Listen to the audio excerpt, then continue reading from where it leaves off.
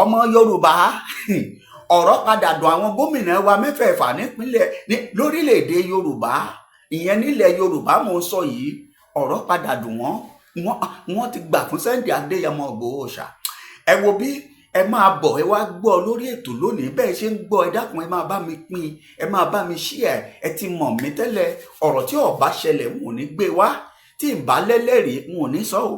Ẹ̀rí ń bẹ lórí ètò, àmọ́ ẹ farabalẹ̀ dáadáa gbogbo ibikíbi tẹ́ ẹ ti ń gbọ́ mi káàkiri orígun mẹ́rẹ̀ẹ̀rin àgbáyé. Ẹ̀yin olólùfẹ́ wa, ẹ̀yin bàbá mi, ẹ̀yin màmá mi tẹ́ ń gbọ́ mi lọ́wọ́lọ́wọ́ báyìí. Àṣé lọ́jọ́ kan ọ̀rọ̀ dùn wọ́n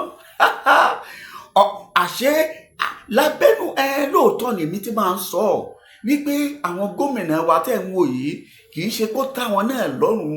Ọ̀rẹ́ wa ni wá, èèyàn wa ni wọ́n, ẹ̀jẹ̀ kan náà ló wà lára wọn, kò sásì Ìgbò lára wọn, kò sáwúsá kò sí Fúlàní.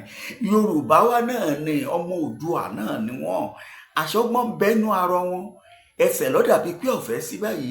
Àmọ́ nígbà tí wọ́n ti rí i pé bàbá Bọ́lá Ahmed Tinubu ti kọjú sí wọn gẹ́gẹ́ bí ètò wa tá a ṣe lánàá tó ń bẹ lórí ìkànnì tó ti kọjú sáwọn ará bí wọ́n rí pé so báyìí lẹ ṣe pé wọ́n ti sọ fún àwọn Fúlàní pé ó tó gẹ́ Ọmọléfì, ẹ dáa dúró, gbogbo àǹfẹ̀rẹ̀ jẹko nílẹ̀ Yorùbá ó ti dópin. Igbó tẹ́ ń sá sí igbó ti digbó àìwọ̀ fún gbogbo Fúlàní pátápátá níbikíbi nílẹ̀ Yorùbá mò ń sọ lọ́wọ́lọ́wọ́ bàtà àwọn yìí. Kí ló fàdí ọ̀rọ̀ ẹ máa gbọ́. Àwọn mẹ́fẹ̀ẹ̀fà ni o, kì í ṣe pé nìkan. Lagos State tí ò tiẹ̀ ní gbóná, ìyẹn náà wà lára wọn. Bóun ò ní gbọ́ sá lómi pé bójú omi náà ń gbà jáwọn èèyàn gbé ní Lagos State nípínlẹ̀ Èkó. Àwọn yòókù tó wá nípò náà àti gbó àtòrí omi ó ti dèèwọ̀ fún àwọn Fúlàní ajínigbé yìí nílẹ̀ Yorùbá. Ẹ pàápàá jùlọ ẹ̀yin àgbẹ̀, ẹ má gbàgbé pé a sọ pé àwọn aráabí yìí ní ibi táwọn fẹ́ gbà wọlé, àṣírí ló tú ohun àmọ́mọ́ sọ ó. ilé ẹ̀kọ́ kékeré, ilé ẹ̀kọ́ gíga, yunifásitì, hospital, gáràjì àti inú oko.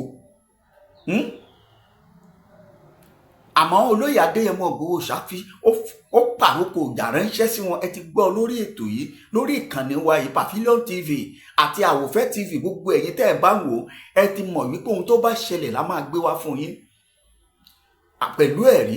Adéyẹmọ Ìgbòho Òòṣà ti fọ̀rọ̀ ránṣẹ́, àmọ́ síbẹ̀síbẹ̀ àwọn aráabí torí àwọn tó ti wọlé, àwọn tó ń bọ̀ àwọn ò tí ì ráyè wọlé mọ́ torí àwọn ọmọ ogun bàbá àwọn gan náà ti dúró wáríwárí. Èmi a máa sọ Adéyẹmọ Ìgbòho Òòṣà lọ́mọ ogun wẹ̀yìn ẹ̀wò bọ́ọ̀ lọ́mọ ogun bọ́ọ̀lù. Ó ní o, ẹni bá sọ pé o ti lọ wọkẹ̀, àwọn ọmọ omi ò gbénú àgbà kó máa rò. Àgbà tí ó bá lómi inú kì í dùn, èyí tí ò lómi nínú dùn wàyàwàyà. Ọba jẹ́ lómi ni a ti máa pariwo òun máa lọ ẹgbọ́n kó wí rí, àmọ́ ẹjọ́ délẹ̀ ẹ mọ̀. Ó ti ránṣẹ́ sí wọn, wọ́n wá dúró. Eléyìí làwọn àwọn gómìnà wa náà rí ni wọ́n sọ pé ọ̀yá a ti gbà fún Adéyẹmọ Ìgbòho Òòṣà, a ti gbà. Ṣé ẹ gbàgbé ọ̀rọ̀ tó sọ nígbà tó wá ṣòkò? Ẹja lé Fúlàní kúrò nínú oko wa, ẹja lé wọn kí wọn ó jìnà tẹ́fẹ́tẹ́fẹ́. Wọ́n ti lé wọn báyìí o. Kí wá làwọn gómìnà náà wọ́n sọ? Kí n sáré gbé yín débẹ̀ díẹ̀ kí n tó wọnú agbami ètò gangan. Ẹ má bínú, bó ṣe ń ká mi lára mo ṣe sáré mú wá fún yín, ẹ̀yin bàbá wa, ẹ̀yin ìyá mi. Ẹ kú sí mi ò ní ọ̀pọ̀ ẹ̀ láṣẹ láyé. Àtẹ̀yìntẹ́ ẹ̀ tí ìwọ ọjọ́ ìsinmi náà lórílẹ̀‐èdè tọ̀dọ̀ tí ọjọ́ ìsinmi làwa wà lónìí. Ẹ ṣé. Ọ̀yá kí làwọn bàbá yìí rí? Àṣé ọ̀rọ̀ a máa dùn wọ́n, ọ̀rọ̀ dùn wọ́n. Ọ̀kan náà àwọn gómìnà Gombe àbí Borno ni tó fọ̀rọ̀ ránṣẹ́ sí wọn.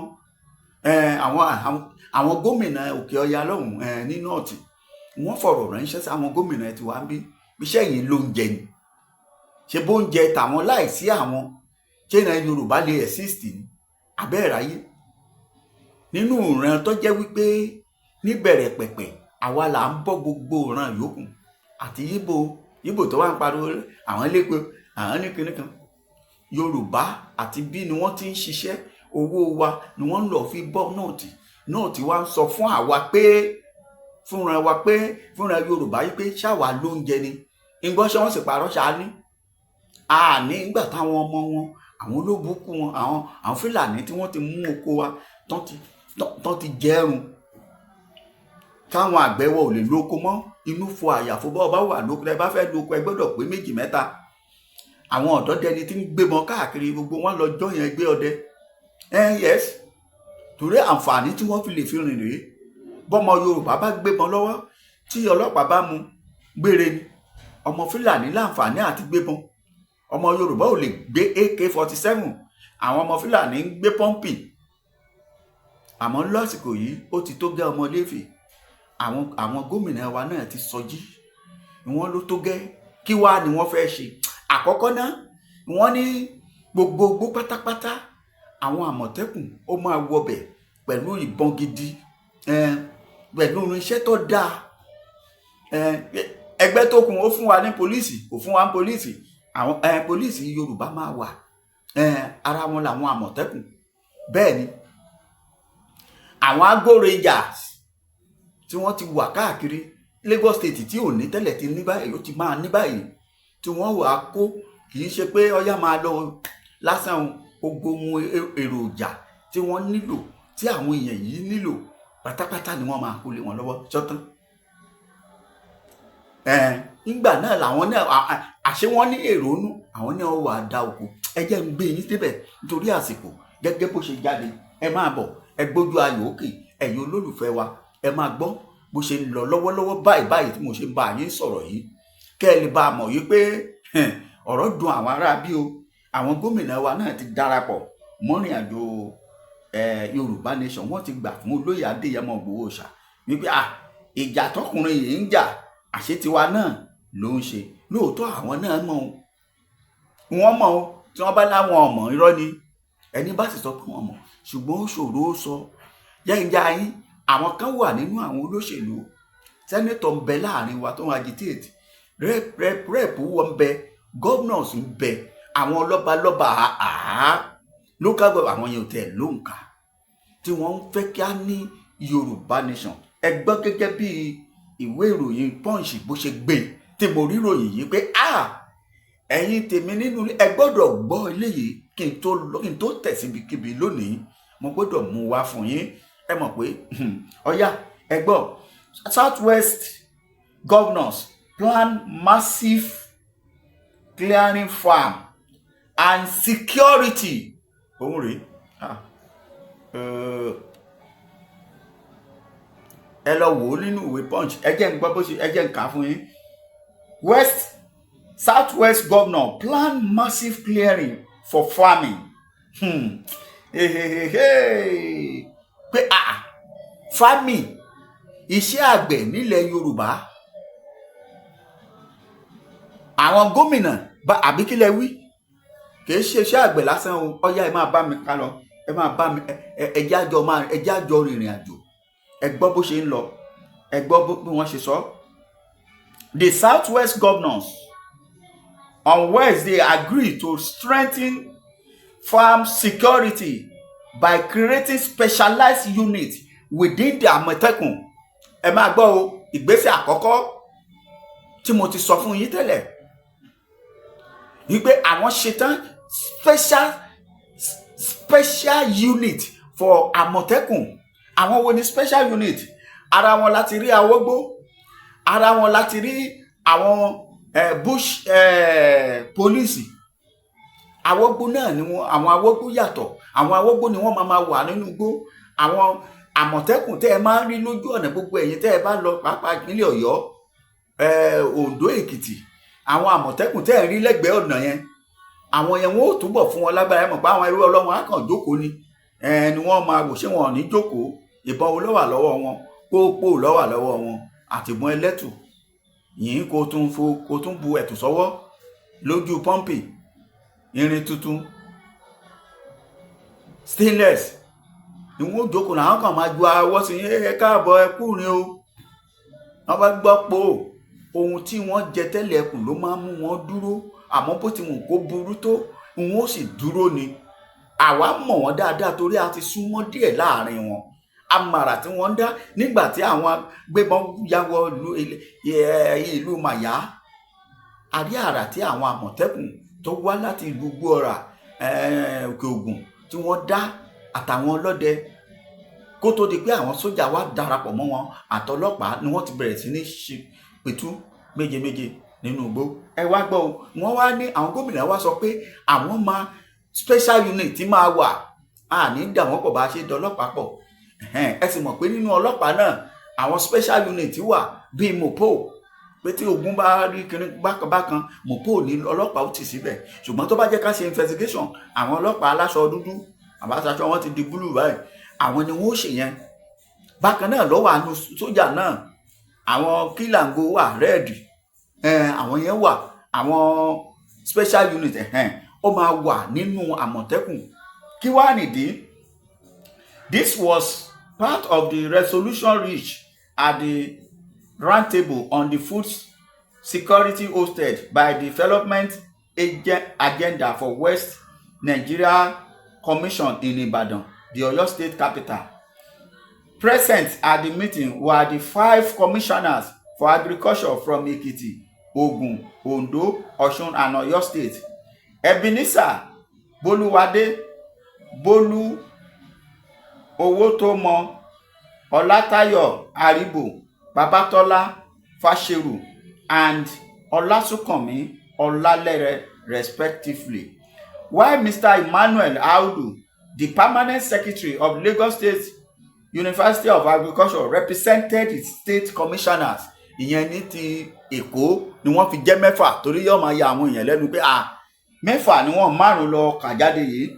In the opening remark, the Director General of the Commissions, Seye Oyeleye, said, "It is important to dispel unfounded rumors that the region has lost its capacity to produce its food."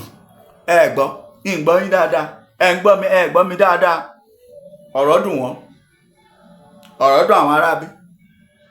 Ṣé bí Ìgbòho ti ń pa láriwo ọjọ́ pẹ́ ni mo ṣe máa ń pariwo pé ànábì tiwa ládéyẹmọ Ìgbòho ṣá.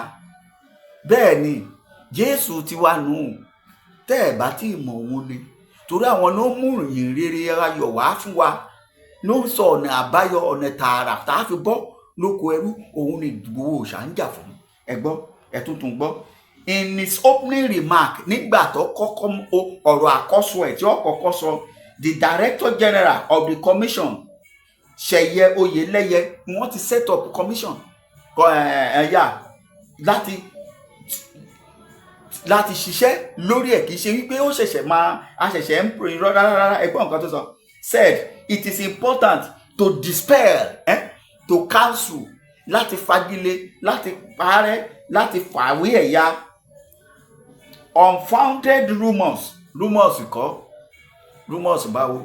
Nígbà tẹ́ ẹ kọ́kọ́ dákẹ́ tẹ́lẹ̀, tẹ́ ẹ dá sí wa, ṣé a lóúnjẹ tá a máa jẹ lóòótọ́? Ọ̀ṣọ́rọ̀ lè dùn yìí, ẹ dá nǹkan, ẹ tí ì rí nǹkan kan. Máa gbọ́, rumors that the region has lost its capacity to produce its food. Pé àwọn ọmọ Fúlàní burúkú yìí tí wọ́n ti sọ, ẹgbẹ́ iye tí wọ́n ń ta magi, tomato ẹyọ kan £10, ẹyọ owóró kan. Ṣé Yorùbá nínú nígbà wọn ti jẹ kó tiwa tán? Ọ̀rọ̀ ti dùn àwọn ará bí o. Ẹja dúpẹ́ lọ́wọ́ Sunday Adéyẹmọ Ìgbòho ṣá tí ò fìgbà kan dákẹ́ o. He therefore urged the commissioners to come up with the recommendation that the state governor can easily implement within the next few months. Oúnjẹ máa sòwábọ̀ láàrin ìsìn ìsọdún tí ń bọ̀ lórílẹ̀‐èdè Yorùbá pẹ̀lú àṣẹ Èdùmàrè, pẹ̀lú ìgbésẹ̀ tí àwọn gómìnà wọ̀nyí gbé. Ẹ máa gbọ́ o. Other resolution reached at the meeting were gathered toward boosting agriculture. Ẹ̀yin àgbẹ̀ ẹ máa yọ̀, ẹ máa dúpẹ́. Wọ́n ní àwọn kó owó rọ̀gùnrọ̀gùn fún yín. Kì í ṣe pé wọ́n bá kó wá fún yín, ẹ má lọ fi rọkọ̀ o. Ẹ má máa lọ fi ṣe business pé à ń rọkọ̀, à ń fi import ọkọ̀ ta o. Ẹ mọ̀ pé àwọn custom wà. Ẹ má sọ pé ẹ máa lọ fi import kó rẹsì wọlé o, iṣẹ́ àgbẹ̀ náà ní ẹ fi ṣe o. Ẹ máa gbọ́ o. This include massive land clearing, enhanced securities, and large-scale production of short-term crops like maize, sweet potatoes, and vegetables. Oh God! Ṣé ti gbọ́?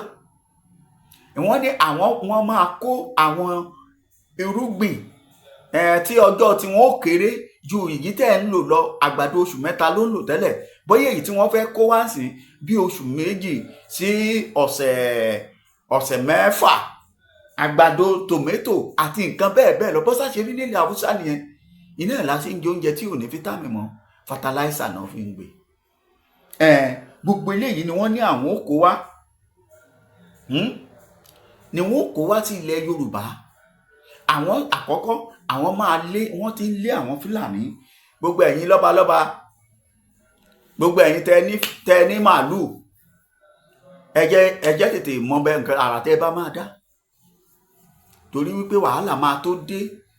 Fúlàní máa kó màálù yín lọ. Ẹ̀yin tẹ́ fún wọn láàyè, tẹ́ ń jẹ́ kí wọ́n máa pọ́n wa lójú nílẹ̀ Yorùbá. Fúlàní máa kó màálù ọ̀pọ̀lọpọ̀ yín lọ. Ẹ̀yin local government chairman tẹ́ ní màálù lágbo, ọmọ Yorùbá ò lè bá yín da màálù yín. Fúlàní lẹ́gbà, àwọn Fúlàní yìí ló ń jà wá lógun. Ẹ̀yin kábíyèsí tẹ́ ní Fúlàní ládùúgbò yín, àwọn Fúlàní kan wà tí wọ́n ti di aráàlú, wọ́n ti kọ́lé, wọ́n ti bímọ, wọ́n ti ṣe gbogbo ẹ̀. Ẹ̀yin ọba ilẹ̀ mọ́rú kan tó lè ṣẹlẹ̀ sí wọn. Àmọ́ kí wọ́n padà sílẹ̀ wọn kò sáàyè mọ́. Kí wọ́n máa wá láti bẹ̀, táyè bá wà kí wọ́n gba ìwé ni.